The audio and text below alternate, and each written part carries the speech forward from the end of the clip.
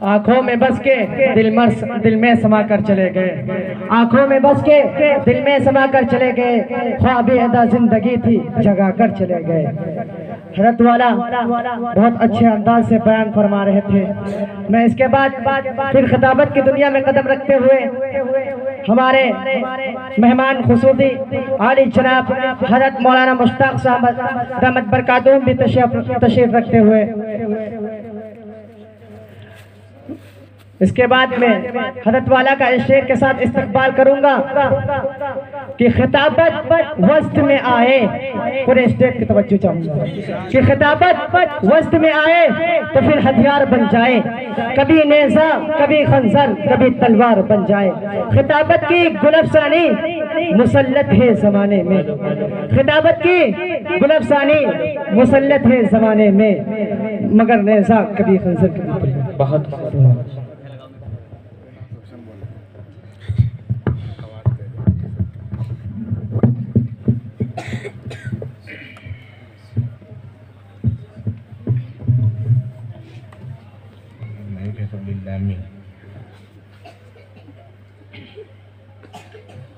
अल्हम्दुलिल्लाहि रब्बिल आलमीन वल आक़िबतु लिल मुत्तक़ीन वल्हम्दुलिल्लाहि रब्बिल आलमीन।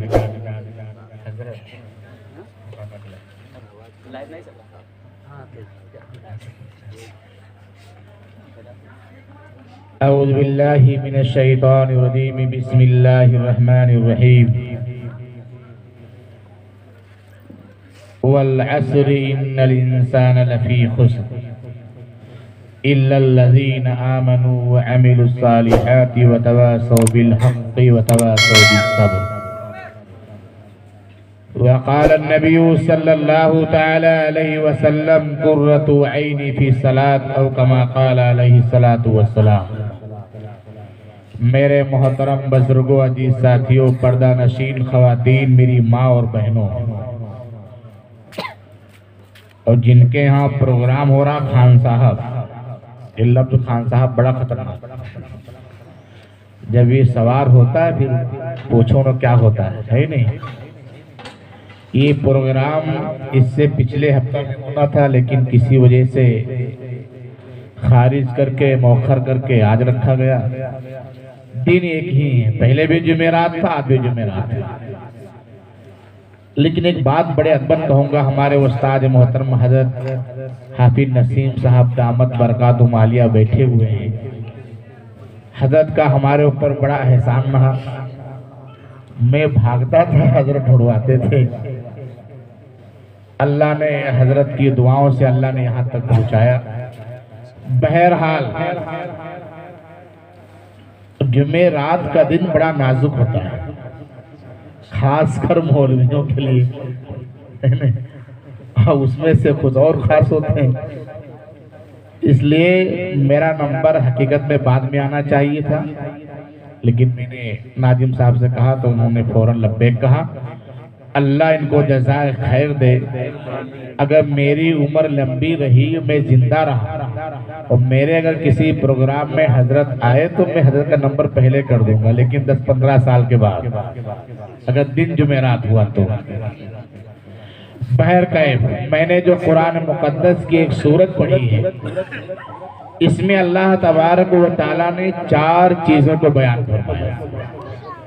अगर 4 चीजों के ऊपर बयान किया जाए मुख्तसरन तो तकरीबन 4 ही घंटे लगेंगे, लेकिन बहुत मुख्तसर से वक्त में मैं ये बताना चाहूँगा कि अल्लाह तबारक व तआला ने ज़माने की कसम खा के इरशाद फरमाया, और अल्लाह तबारक व तआला को कसम खाने की कोई ज़रूरत नहीं, कोई दिक्कत नहीं, वो तो मालिक है, खालिक है।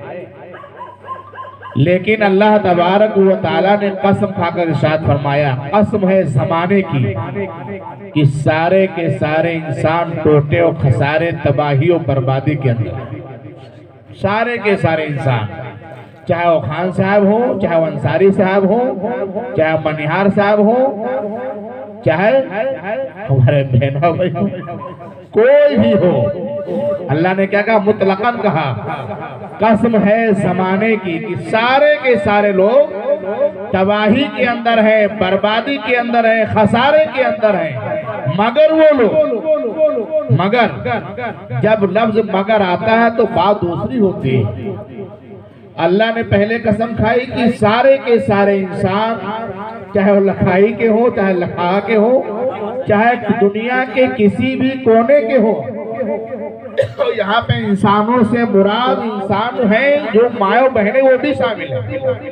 वो अपने आप को अलग ना समझें। सारे के सारे इंसान टोटे खसारे तबाही और बर्बादी के अंदर है। मगर वो लोग जो ईमान लाए और अच्छे काम किए, ईमान लाए और अच्छे काम किए। ईमान लाना ही सिर्फ खत्म नहीं, ईमान लाकर अच्छा काम भी करना। मस्जिद का सदर बन जाना ये कमाल नहीं है। मस्जिद का सदर बन के गांव वालों को चलाना और सबको एक रुख के ऊपर रखना ये कमाल है। 3 मर्तबा निकाह कबूल कर लेना ये कमाल नहीं है। किसी की बेटी को अपने घर लाकर उसको सही तरीके से चलाना ये कमाल है। अच्छा, एक आदमी अंधा हो लखाए वालों, एक आदमी नाबीना पैदैशी हो और ठेकरवा बाजार लगी हो, इतवार का दिन हो, बाजार बेहतरीन लगी हो और बेहतरीन माए बहने रुपट्टा घर छोड़ के दुनिया भर की लाली क्रीम पाउडर जितना जो कुछ है, 9 रतन 10 रतन मुआना कहते हैं। स्क्रीन लाइट पता ना कौन कौन सी लाइट चल गई जनाब। हल्के फुल्के गरीब आदमी की मजदूरी से भी स्क्रीन लाइट में चली जाएगी। इतवार का दिन हो, बाजार लगी हो, पैदैशी नाबीना हो, बाजार में जाए और जाकर पूरी बाजार का चक्कर लगाए, आकर ये कह दे कि हमने बाजार में किसी लड़की को देखा ही नहीं, किसी औरत के चेहरे पे हमारी नजर पड़ी ही नहीं, हमें नहीं मालूम कौन गोरी है कौन काली है। तो बताओ उसमें अंधे का कमाल है? उसमें अंधे का कमाल है? अरे बोलो, अरे बोलो मेरे भाई, कमाल किसका है? अंधे का? अरे नहीं, अंधे कमाल को तो अंधा है ही है। कमाल उसका है जिसकी दोनों आंखें सही सलामत हो, वो दूर तक साफ साफ दिखाई पड़ता हो बगैर चश्मे के, और फिर बाजार में जाए और किसी गैर महरम की तरफ ना देखे, आकर वापस आ जाए। कमाल तो उसके अंदर है जिसको अल्लाह ने देखने की ताकत भी दी दी है और फिर भी किसी गैर महरम किसी औरत को नहीं देखा, ये कमाल उसका है। अगर अंधा कहे कि हमने नहीं देखा तो उसके अंदर कोई कमाल नहीं, क्योंकि वो अंधा ही है, देखेगा है नहीं। तो सिर्फ ईमान लाना, पूरा दीन हमारे अंदर आ जाए ये मोतबर नहीं। ईमान अगर आप ले आए हैं तो आपका रजिस्टर में नाम लिख गया है, एक ना एक दिन जन्नत में आप जाएंगे, लेकिन गुनाह सजा भुगत के। ला इलाहा इल्लल्लाहु दखलल जन्नह हदीस है। इसी हदीस के ऊपर कुछ लोग बयान कर देते हैं कि जब अल्लाह के रसूल ने इरशाद फरमा दिया ला इलाहा इल्लल्लाह दखलल जन्नह, जिसने कलमा पढ़ लिया जन्नत में गया। नमाज से, रोजे से, ज़कात से, खैरात से क्या मतलब, हराम हलाल से क्या मतलब, जो मिले सब खाओ। अल्लाह के रसूल ने तो ऐलान कर दिया है कलमा पढ़ने वाला जन्नत में जाएगा। ठीक है, कलमा पढ़ने वाला जन्नत में जाएगा, लेकिन कब जाएगा? सजा भुगतने के बाद। बात समझ आ गई? जन्नत में तो जाएगा, कब जाएगा, कब तक सजा भुगतनी पड़ती है ये उसको मालूम नहीं। इस हदीस को जब अल्लाह के नबी ने बयान किया तो इसी हदीस को हजरत अबू हुरैरा ने जाकर ऐलान करना शुरू कर दिया और रसूलुल्लाह का जूता मुबारक हाथ में लेकर ये साबित किया है, लोगों हमारे हाथ में जो जूता है ये रसूलुल्लाह का है। इस बात की गवाही है कि मैं रसूलुल्लाह की तरफ से सुनकर आया हूँ। अल्लाह के रसूल ने ऐलान किया है ला इलाहा इल्लल्लाह दखलल जन्नह, जिसने कलमा पढ़ लिया वो जन्नत में चला गया। ऐलान करने लगे। इतनी देर में कौन आया? कौन आया सामने? हजरत उमर रजी अल्लाह ताला अन्हु का गुजर हुआ। आपने सुना है अबू हुरैरा ऐलान कर रहे हैं कि ला इलाहा इल्लल्लाह दखलल जन्नह, जिसने कलमा पढ़ लिया जन्नती हो गया। रिवायतों में आता है, हदीस में आता है कि हजरत अबू हुरैरा ऐलान कर रहे थे, उमर का सामने से आना हुआ। हजरत उमर रजी अल्लाह ताला अन्हु ने दोनों हाथों के इस तरीके से किया और अबू हुरैरा के सीने पे मारा। अबू हुरैरा सर के बल पीछे गिर गए और दोनों पैर ऊपर उठ गए। भाई आदमी को धक्का मारो पीछे गिरे क्या होगा? पैर उठ जाएंगे ना टिहरी की तरह। अबू हुरैरा को चोट लग गई, परेशान हुए, वहां से भागे कि अब तो उमर मार डालेगा, भागो यहाँ से। दौड़ते दौड़ते रसूलुल्लाह के पास जाकर शिकायत किया, रसूलुल्लाह आपने हदीस बयान की, मैं ऐलान कर रहा था। हैदर उमर ने जब ऐलान सुना तो ना कुछ पूछा ना मालूम किया, इतनी तेज धक्का मारा कि जान निकलने के करीब हो गई। अल्लाह के रसूल ने कहा उमर को बुलाओ। हैदर उमर रजी अल्लाह ताला अन्हु को बुलाया गया। हैदर उमर रजी अल्लाह ताला अन्हु पहुंचे, कहा या रसूलुल्लाह क्या हुआ? अल्लाह के रसूल ने फरमाया आपने अबू हुरैरा को धक्का मारा, आपने धक्का दिया, अबू हुरैरा जमीन पे गिरे, सर में चोट आई, पैर ऊपर को उठ गए। अबू हुरैरा तो झूठ नहीं बोल रहा, अबू हुरैरा ने तो मेरी बताई हुई हदीस को नकल कर रहा था। मैंने खुद ऐलान किया है ला इलाहा इल्लल्लाह दखलल जन्नह, इसने कलमा पढ़ा और जन्नती हो गया, और यही तो ऐलान था। अबू हुरैरा ने कहा या रसूलल्लाह मैंने इतना ही कहा, इसके अलावा कुछ नहीं कहा। उमर ने कहा या रसूलल्लाह इतना ही था, धक्का मैंने मारा। लेकिन बात असल ये है, अगर ये ऐलान लोगों के कानों तक पहुंच गया, अगर लोगों ने इस हदीस को सुन लिया तो इसी हदीस के ऊपर अमल करना शुरू कर देंगे, फिर ना नमाज पढ़ेंगे, ना रोजा रखेंगे, ना ज़कात देंगे, ना खैरात देंगे, ना नेक काम करेंगे, जो मर्जी आएंगे वो करेंगे, क्योंकि हदीस है ला इलाहा इल्लल्लाह दखलल जन्नह, कलमा पढ़ लो बाकी कुछ ना करो जन्नत मिल जाएगी। तो अल्लाह के रसूल दिक्कत हो जाएगी। अल्लाह के रसूल के पास समझ में आई, हाँ अच्छा ये बात है उमर, ऐलान मत करो, ऐलान रुकवा दिया। तो बात कहने का मतलब ये है, आज 16 सदी के मुसलमानों के दिमाग में ये बात बैठी हुई है कि अल्लाह के रसूल की तो हदीस है, लेकिन उसी हदीस की तफसीर भी पढ़नी चाहिए, आगे पढ़ना चाहिए, आगे और देखना चाहिए। मैं एक जनाजे में गया, गलती हर इंसान से होती है, कभी इंसान को ये नहीं कहना चाहिए कि हम बहुत बड़े आलिम हैं। इल्म एक समंदर है। देवबंद में मौलाना गुलाम नबी साहब कश्मीरी अल्लाह हजरत की कब्र को नूर से मुनव्वर फरमाए, हजरत एक बात कहा करते थे, इल्म जंगल है। इल्म क्या है? जंगल है। कभी एक छोटे से बच्चे को उसका इल्म होता है, बड़े बड़े आलिमों का उसका इल्म नहीं होता है। एक साहब नमाज पढ़ाए, लेकिन आज ही हो गया हर आदमी अपनी नाक ऊंची करने के लिए जब मजमा ज्यादा होता है तो एक नया मसला ढूंढ कर लाता है। ऐसी बात बताएंगे जो लोग ना जानते हो, ताकि हमारी वाह वाह हो जाए कि हाँ ये वहां से हमने मसला बताया है। नहीं, और जब आदमी के अंदर मैं आती तो अल्लाह उसको जलील भी करता है। शैतान के अंदर क्या आया था? मैं आया था, सिर्फ में आया था। तो अल्लाह ने क्या किया? बात लंबी हो जाएगी।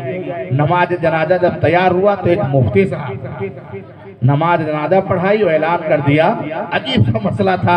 ऐलान किया, देखिए ये बात फला साहब ने, फला मुफ्ती साहब ने लिखी है। बात ये लिखी है कि जब जनाजा पढ़ाया जाए, जब एक तरफ सलाम फेरा जाए अस्सलाम वालेकुम रहमतुल्लाह, तो दायां हाथ छोड़ दो, और जब बाएं फेरो तो बायां हाथ छोड़ दो। मसला बयान किया। वहां बड़े बड़े भी आलिम थे और लोग थे। बात हलक के नीचे नहीं उतरी। यहाँ पे 3 कौल हैं, तो या तो आपको तीनों कौल बयान करना चाहिए था, या तो कुछ भी नहीं बयान करना चाहिए था। तो अब आदमी अपने आप को आगे बढ़ाने के लिए मैं पैदा करने लगा। आज वही चीज हमारे अंदर आ गई। अगर आपके मस्जिद का इमाम है, हम खजांची है, हम सदर है, तो समझता कि हमको जिब्राइल ने सदर बनाया है। खजांची है तो जिब्राइल ने खजांची बनाया है। नहीं, तुम सदर किस चीज के हो? सदर इस चीज को हो कि तुम अपनी पूरी कौम को साथ में लेकर चलो, सबको एक जगह जमा करो, और कोई कुछ कहे तो सब्र करो। लेकिन नहीं, सदर बन गए तो बस इमाम पर उंगली है।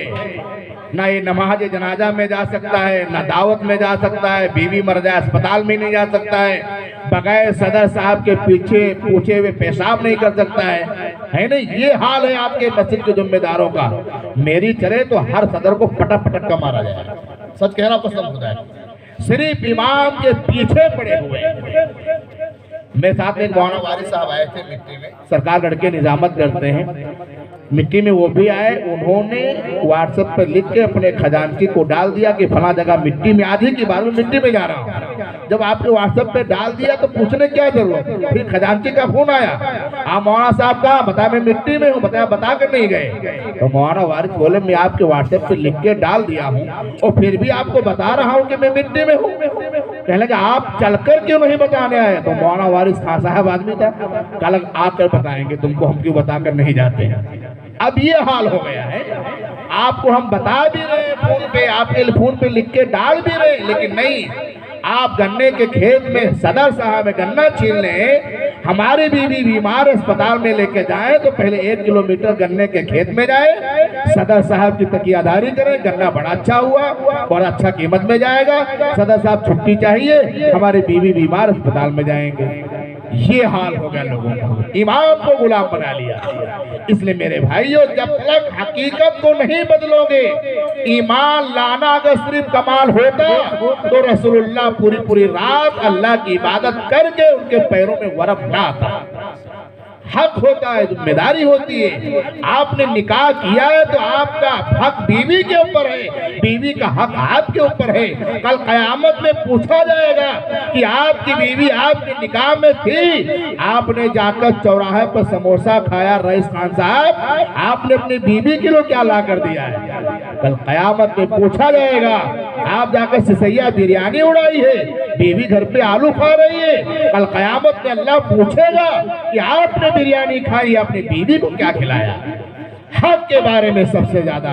इसलिए ईमान, अल्लाह के रसूल अल्लाह ताला ने फरमाया कि सारे के सारे इंसान टोटे और खसारे के अंदर, मगर वो लोग जो ईमान लाए और अच्छे काम किए, सब्र करते रहे, दूसरों को सब्र करने की तलकीन भी करते रहे। खुद सब्र करो, और जब कोई परेशान हाल आए, कोई मुसीबत में हो, आप उससे कहो कि सब्र करो, अल्लाह सब्र करने वालों के साथ में।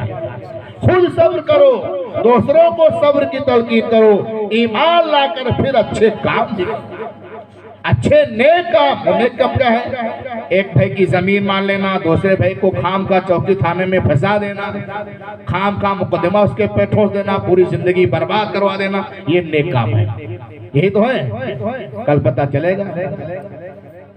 नमाज रोजा, कल कयामत का जब मंजर होगा, बड़े बड़े हाजी, बड़े बड़े नमाजी, बड़े बड़े कई हज करने वाले, बड़े बड़े मौलाना बयान करने वाले जहन्नम में जाएंगे। और देखो पूछा जाएगा, अल्लाह से कहे अल्लाह ये तो बड़ा हाजी था, ये तो नमाजी था, ये तो बड़े बड़े जलसों में बयान करने जाता था, ये तो मस्जिद का सदर था, क्या हुआ?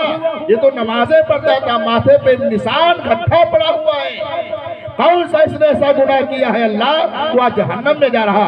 अल्लाह कहेगा नमाजी भी था, रोजा भी रखता था, ज़कात भी देता था, खैरात भी देता था, और बड़े बड़े मौलवियों को खूब बड़ी बड़ी बोटियों की दावत भी खिलाता था, लेकिन इसने अपने भाई का हक दबाया, इसने अपने भाई का हक दबाया है, रिश्तेदारों का हक दबाया है। खुद तो 500 रुपया मीटर का कपड़ा पहनकर घूमता था और बीवी के सर के ऊपर 100 रुपए का दुपट्टा भी नहीं था। हक के बारे में पूछा जाए। नमाज, रोजा, ज़कात, ये सब अल्लाह के हैं, हुकूक है। अल्लाह गफूरुर रहीम है, अल्लाह चाहेगा तो माफ फरमा देगा। लेकिन याद रखो लखाई वालों, अगर तुमने अपने भाई का हक दबाया है, अगर अपने रिश्तेदारों का हक दबाया है, अगर आपने अपने पड़ोसी को सताया है ताकत के ऊपर, या अपने बड़े खानदान के ऊपर, या अपनी शोहरत के ऊपर आपने दबाया है, आपके दबाव में सब्र करता रहा, कल कयामत के अंदर अल्लाह के सामने खड़ा होगा और कहेगा अल्लाह ये नमाजी भी था, ये हाजी भी है, सब कुछ था, लेकिन मैं कमजोर था, मेरा खानदान, मेरा घर कमजोर था, ये ताकतवर था, इसने ताकत की वजह से, अपने जो है बड़े महल्ले की वजह से, अपने जवान बेटों की ताकत की वजह से इसने मेरी एक बालिश जमीन दबाई है। हम बोले तो मारा भी, ज्यादा बोलते घर से भागना पड़ता। ए अल्लाह हम उस वक्त कमजोर थे, कम थे, इसके दबाव में आकर हमने दे दिया, एक बालिश इसने हमारी जमीन का टुकड़ा दबाया है। ए अल्लाह हम कल तो कमजोर थे, ए अल्लाह तू तो कमजोर नहीं है, तू ताकतवर है, तू बादशाह है, इंसाफ का तराजू तेरे दरबार में है। ए अल्लाह मुझको मेरा हक चाहिए। अल्लाह कहेगा जाओ, ये तुम्हारा दोनों बंदों का मामला है, जब तक ये फैसला नहीं होगा हम तुम्हें जन्नत में नहीं भेज सकते। ना तुम्हारी रोजा, ना तुम्हारी नमाज, ना तुम्हारी ज़कात, ना तुम्हारी खैरात, ना तुम्हारा आलिम होना, ना तुम्हारा मुफ्ती होना, ना तुम्हारा अल्लामा होना, ना तुम्हारा सदर होना, ना तुम्हारा खजांची होना, ना तुम्हारा कदर होना, ना तुम्हारा खासाहब होना, कोई काम नहीं आएगा जब तक हक वाले को हक नहीं मिल जाएगा। कितने ऐसे लोग हैं जो हक दबाते हैं, शौहर बीवी का हक दबा रहा है, नहीं दबा रहा, दबा रहा है। बड़े बड़े घरों में जाकर देखो, मैं एक काम करता हूँ, औरतें मेरे पास आती हैं, रोती हैं, मौलाना साहब 6 साल शादी को हो गए, हमारा शौहर हमारी छोटी की बहन के चक्कर में पड़ा हुआ, सारा पैसा वहीं ले आता, बोले तो मार खाएं, किससे कहें मौलाना साहब, उधर बहन है इधर शौहर है। आजकल नौजवानों के अंदर ये बलाएं मुसीबतें पैदा है। घर में बीवी है जो तुम्हारे निकाह में आई है, घर बार छोड़कर, रिश्तेदारों को छोड़कर, अपनी माँ को छोड़कर, सगे बाप सगे भाई को छोड़कर, घर खानदान परिवार छोड़कर 3 मर्तबा तुम्हारे साथ कबूल किया है। अजनबी आदमी है, अजनबी शहर है, अजनबी बस्ती है, अजनबी घर है, अजनबी रिश्तेदार है, लेकिन 3 बोलों का लाज रखकर तुम्हारा दामन पकड़ के आ गई। अब हक बनता है, अगर आप 2 समोसा खाएं तो कम से कम 1 घर लेकर आए। लाओगे इंशाल्लाह, खाए वालों लाओगे ना, लाना पड़ेगा, ना लाए क्या होगा? बीवी से झूठ बोलोगे, बाप से झूठ बोलोगे, रिश्तेदारों से झूठ बोलोगे, कोई बात नहीं, लेकिन वो अल्लाह जो हाथ वक्त शादी के बाद लाना भी नहीं लाना।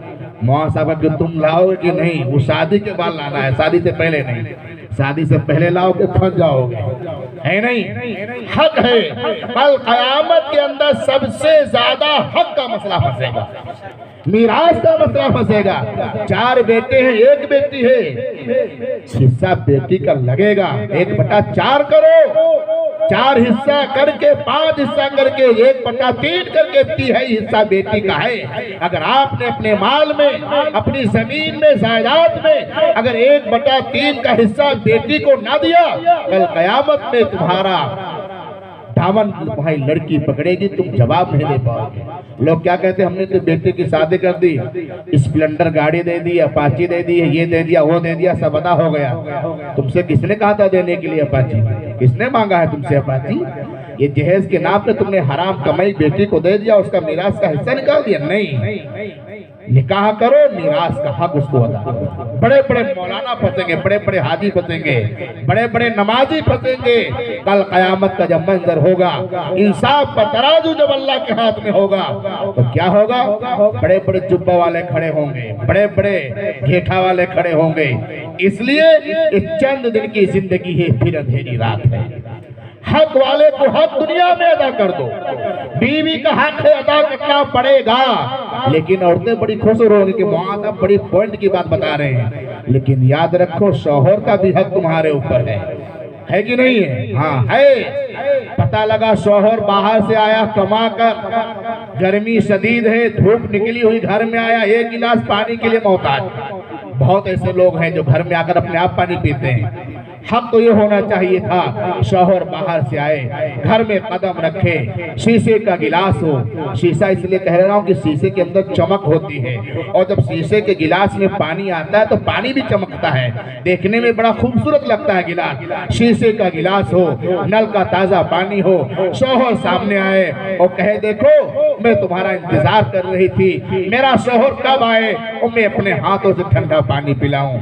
बगैर प्यास के आपका शौहर हाथ बढ़ाएगा, पिएगा, आपको भी दुआएं देगा, जितनी थकान खेत की होगी सब भूल जाएगा। ये घर के अंदर माहौल होना चाहिए। माहौल क्या है? माहौल ये कि दिन भर सुबह से शाम तक खेत में आदमी मजदूरी करता है, जब 4 बजे घर का आया तो बीवी समोसे की तरह मुंह बनाए हुए पहले से बैठी हुई है।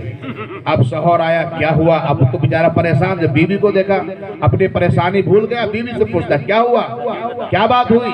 बोली नहीं रही, क्या हुआ, क्या बताएं? अगर आपको मेरे साथ रहना है, बात समझना, क्या कहती है? 3 मरतबा कहने के बाद क्या कहेगी? आपको अगर मेरे साथ रहना तो मेरी एक बात मानो, वरना तुम अपना देखा काम, हम अपना देखा काम। क्या हुआ बता दो। आजकल के नौजवान बिल्कुल खेल मोहन समझते हैं परिवार को। हाँ क्या हुआ?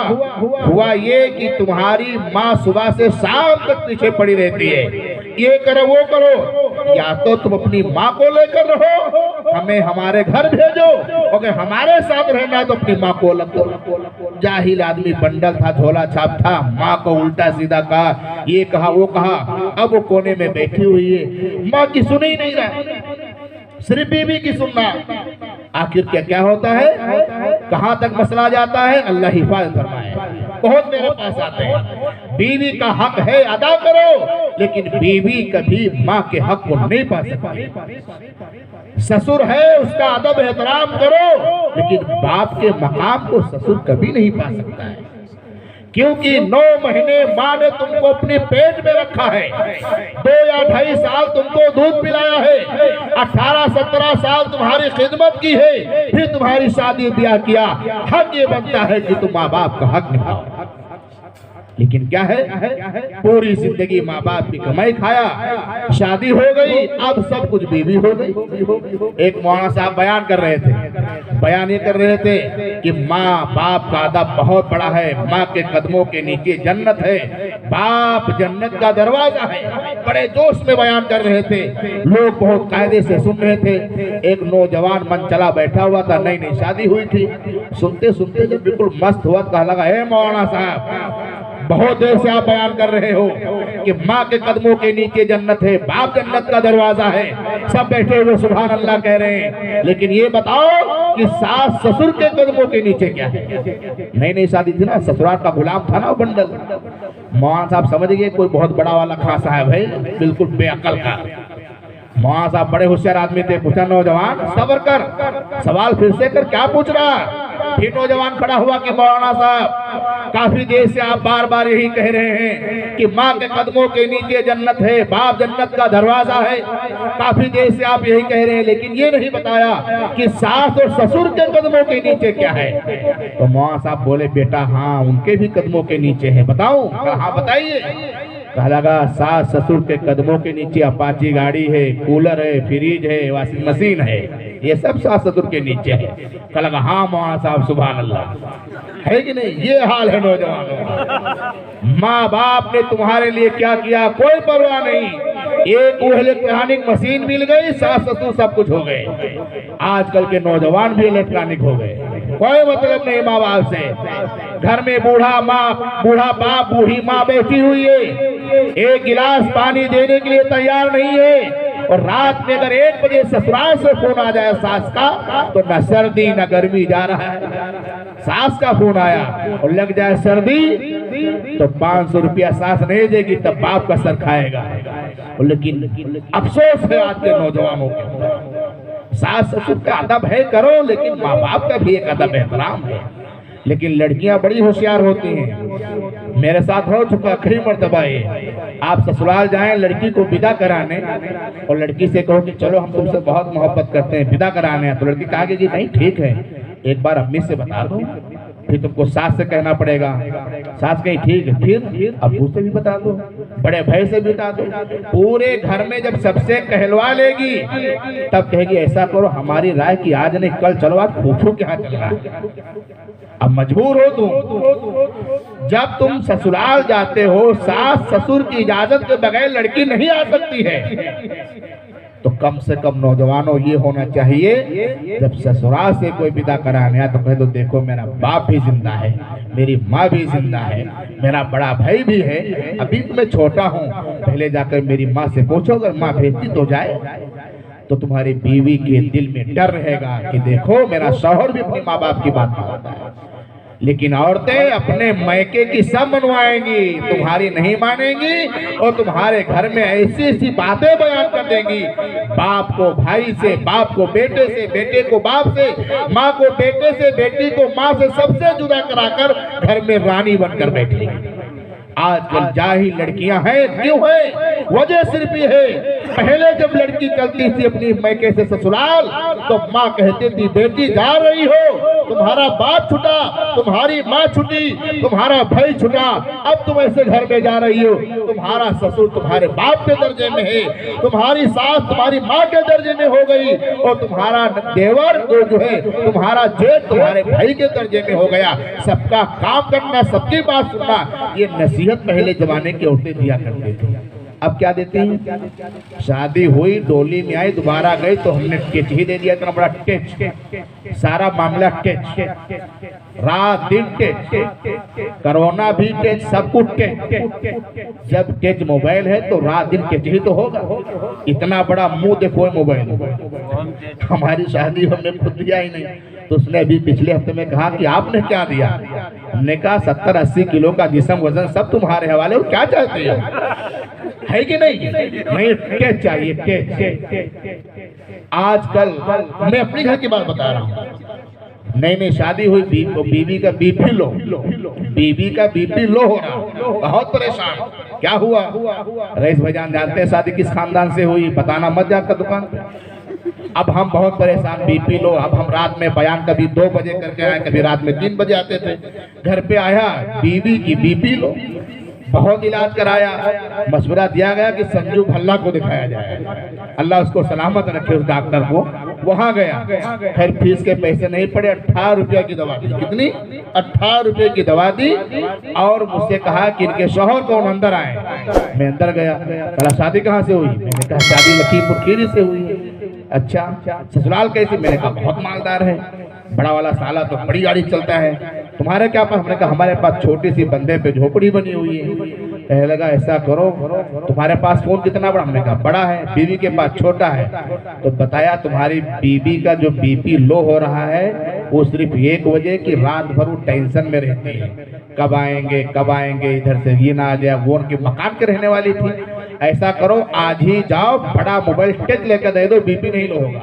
यकीन मानी, मैं आया, उधार पैसा लिया, 8000 का नया मोबाइल लेकर दिया। आज तक का बीवी का बीपी लो नहीं हुआ। सच कह रहा हूँ, क्यों? टेच। अब वो टेच से टेच हो गई है। अब मौलाना मरे या रहा हो या ना, सीधी सी बात। अब हम रात में बयान करके 2 बजे आए, 3 बजे आए, कोई दिक्कत नहीं होना। बार बार फोन जाता था, बयान चल रहा, फोन जा रहा। अब टेच ले दिया, उस टेच से बीवी टेच हो गई, मौलाना से कोई मतलब नहीं। अब बयान करके आया, रास्ते में 100 नंबर पकड़ ले, रात भर रखे चौकी में, कोई मतलब नहीं, क्योंकि टेच हो गया। इसलिए आज नौजवान जितना है, हमारी नौजवान माएँ, हमारी बहनें, नौजवान भाई, सबका मामला एक दूसरे से टेच। अभी रात में सफर करना, कितने पुलिया के नीचे मिलेंगे टेच वाले? रात में कड़ाके की सर्दी बैठे हुए हैं। एक हमारे चौराहे के पर मन चला, रात में 2 बजे रो रहा। मैं रात में डरा, क्या हुआ? मैंने कहा मौलाना साहब बस कोई बात नहीं। मैंने कहा हुआ क्या? कल पर लब कर रहे हैं, रो रहे हैं। अरे इतनी रात में अगर इंसान अल्लाह के सामने रो ले, कसम खुदा की, तो जिंदगी में 4 चांद लग जाएंगे। बूढ़े माँ के सामने अगर नौजवान रात में 12 बजे जाकर रो ले कि मेरे बाप मेरे गलतियों को माफ कर दे, मेरे लिए शफकत की दुआ कर। अगर रात में बाप के पास जाकर रोए और बाप ने अगर सर पे हाथ फेरेगा तो लड़के का मुकद्दर समझ जाएगा। जब बच्चा छोटा होता है, पैदा होता है, माँ दूध पिलाती है तो औरतों की आदत होती है, बच्चा सो रहा है, दूध पी रहा है, माँ शफकत के साथ अपने बच्चे के सर पे हाथ दुलार में फेरती रहती है। फेरती कि नहीं फेरती? फेरती है, मोहब्बत से चूमती है। जब बच्चा दूध पीता है और जब माँ का हाथ बच्चे के सर पर फेरता है तो बच्चे के सर में बाल जमते हैं, बाल जमते हैं। और शादी के बाद जब बीवी सर पे हाथ फेरे तो बाल झड़ते हैं। देखो कितने झड़ चुके हैं, है ही नहीं? हाँ, नेगिन तो कुछ है ही नहीं। जैसे आप क्या गुलाम हुसैन खालू हैं, बाल ही नहीं, खाली सेटे बच्चे। बीवी का हाथ अगर सर पे फिरा तो बाल खत्म, और अगर माँ का हाथ फिरा तो याद रखो मुकद्दर जगमगा जाए। इसलिए मैं तकरीर करने का ना मेरा मौन था ना मिजाज है इस टाइम पे। ये मैं बातें वो कह रहा हूँ जो हमारे घरेलू में आज बनी हुई, जिससे हमारा समाज खराब हो रहा है, हमारा मुआशरा खराब हो रहा है। घरों में टीवियां हैं, घरों में मोबाइल है, टच है, और रात में सुबह फजर की नमाज पढ़ के दुआ मांगते हैं, अल्लाह हमारा बेटा जुनैद बगदादी बन जाए। मर जाओगे कभी नहीं बनेगा, बंडल बनेगा, झोला बनेगा, हरामखोर नालायक बनेगा। क्यों? पहले जमाने की औरतें जब बच्चे को दूध पिलाती थी तो कलमा पढ़ती थी, पाक साफ रहा करती थी। आजकल की औरतें बस मोबाइल है। अल्लाह हिफाजत फरमाए। बच्चे का हाथ उखड़ा हुआ, एक बच्चे का, वो रो रहा, माँ कह रही है मोबाइल देखना चाहता है, दे दिया मोबाइल। अब जब जहन से इतना बड़ा बच्चा इसको मोबाइल दोगे तो ये वली बनेगा। बुढ़ापा जब आए तो लात मारेगा तुम्हारे, क्योंकि आपने इसकी जिंदगी खराब की है। बीवी के पास अलग, हमारे पास अलग। अजान हो रही है, पहले तो महल्ले में टीवी एक आधी होती थी, लोग देखने जाते थे। अब तो हर घर में टीवी है, हर मस्जिद के इमाम के जेब में टीवी है, हमारे जेब में टीवी है कि नहीं? सब कुछ इसके अंदर है, मोबाइल के अंदर। हम इमाम है, नमाज पढ़ाते हैं, ईसा की नमाज पढ़ाकर कमरा बंद कर लिया, पिक्चर चल रही है, कौन वाली? पठान। नई निकली है। एक साहब ने कहा मौलाना साहब बड़ी मुश्किल से 200 रुपया बैलेंस घटाकर तब लोड कर पाए। अभी सुबह कह रहा था, हमने क्या चीज? कहा पठान। और 200 रुपये अगर रस्सी लेके जाएगा मस्जिद का मौलवी तो हराम को नहीं देगा, आग लग जाएगी। और 200 रुपया मोबाइल का बैलेंस घटाकर पठान लोड किया है। कौन सी? और जितने काम गलत सब पठान ने किए। अल्लाह हिफाजत फरमाए। नाराज ना होना, हम भी पठान हैं, लेकिन जितने उल्टे सीधे काम साहब, जहां देखो कौन वो खां साहब, वो पठान, वो खां साहब। इसलिए मेरे भाइयों, हमारे घरेलू मसले लखाई वालों, हम अपने आप को सोचे और समझें, अपने गांव का मदरसा मोहब्बत से चलाएं, एक दूसरे का अदब एहतराम करें, बीवी का जो हक है उसको अदा करें, बीवियां अपने शौहरों का हक अदा करें। अगर इस तरीके से हम अगर मियाँ बीवी प्यार मोहब्बत से रहेंगे तो इंशाअल्लाह अल्लाह कबूल फरमाए, माशाअल्लाह। अगर इस तरीके से हम प्यार मोहब्बत से रहेंगे मियाँ बीवी, तो हमारे होने वाली जो नस्ल है वो इंशाअल्लाह नेक पैदा होगी। ख्वाजा साहब रहमतुल्लाह अलैह जब दीन की तबलीग करने के लिए गए तो तकरीबन 6 लाख मुसलमान हुए, तकरीबन 7 लाख लोगों ने तौबा की कि आइंदा इस्लाम में दाखिल हो जाएंगे। जब सफर से वापस घर आए तो मुस्कुरा रहे थे चारपाई पर बैठे हुए। मेरी माँ सुन रही, मैं उनको सुना रहा हूँ। तो माँ ने कहा, बेटा ख्वाजा आज क्यों मुस्कुरा रहा है? तो ख्वाजा साहब ने कहा कि मैं दीन की तबलीग के लिए गया था, लोगों को समझाने के लिए, दीन की दावत देने के लिए गया था। तकरीबन 6 लाख मुसलमान हुए, 7 लाख लोगों ने तौबा की है और आइंदा इस्लाम में दाखिल होने की नियत कर ली है, इसलिए मेरी माँ में मुस्कुरा रहा हूँ। तो माँ ने कहा, ख्वाजा ये कमाल तेरा नहीं, कमाल मेरा है। तो ख्वाजा ने कहा, मेरी माँ सफर मैंने किया, सफर की मुसीबत हमने झेली, लोगों को हमने समझाया, लोगों के पास हम बैठे, दुख मुसीबत सफर की हमने बर्दाश्त की। ऐ मेरी माँ कमाल तेरा इसमें क्या है, कमाल तो मेरा है। तो माँ ने कहा, ख्वाजा कमाल तेरा नहीं, कमाल मेरा ही है। तो ख्वाजा साहब रहमतुल्लाह अलैह ने कहा, मेरी माँ बताओ तुम्हारा कमाल क्या है? तो माँ ने कहा, बेटा जब तू पैदा हुआ था और जब मेरी गोद में था और जब मैं तुझको दूध पिलाती थी तो बगैर वजू के कभी दूध नहीं पिलाया, बगैर वजू के दूध नहीं पिलाया। इसलिए अल्लाह ने तेरी जुबान में वो तासीर रख दी है, जो कहता है लोग उसको मानते, कबूल कर लेते हैं। तो पहले की माएँ वजू करके दूध पिलाती थी, अब वो बात नहीं कहेंगे जो दिमाग में आई। अब क्या कहते पिलाती है? आदमी को भड़ुआ कहते, भड़ुआ पता ना कहाँ मरेगा, पता ना किसके साथ पाला पड़ेगा। अल्लाह रहम करे, अल्लाह ताला ऐसा आदमी किसी को ना दे, है नहीं? ऐसा आदमी किसी को ना दे, है नहीं? लोहे श्रावण चल जाए, ये औरतें कहते हैं पटेला चल जाए। जब ये बातें कहोगी फिर दूध पिलाओगी तो पटेला ना पूरा लहड़ुआ चलेगा, है नहीं? लेकिन जब ख्वाजा साहब की माँ वजू करके दूध पिलाया होगा तो क्या उस दूध के अंदर तासीर होगी। क्या मकाम अल्लाह ने ख्वाजा साहब का दिया। किस गली में निकल जाते थे मैदान साफ हो जाता था। शायर ने कहा, हमारे शायर बैठे हुए समय यहाँ पे शौर हजरात, मुझे शायर वगैरह नहीं आती, लेकिन इसी दूध पिलाने वजू के ऊपर एक शायर ने यूं गुफ्तगू की। अब कोई गुफ्तगू क्या करेगा मेरी गुफ्तगू के बाद? हर गुफ्तगू मुकम्मल हो जाएगी मेरी गुफ्तगू के बाद। दुनिया का कोई खौफ मुझे क्या डराएगा, मेरी माँ ने मुझे दूध पिलाया है वजू के बाद। अल्लाह ताला हमें व आपको इन बातों के ऊपर अमल करने की तौफीक नसीब फरमाए। परिवार में, मियाँ बीवी में, बच्चों में प्यार मोहब्बत के साथ अच्छी तरीके से जिंदगी गुजारने की तौफीक नसीब फरमाए। व मा अलैना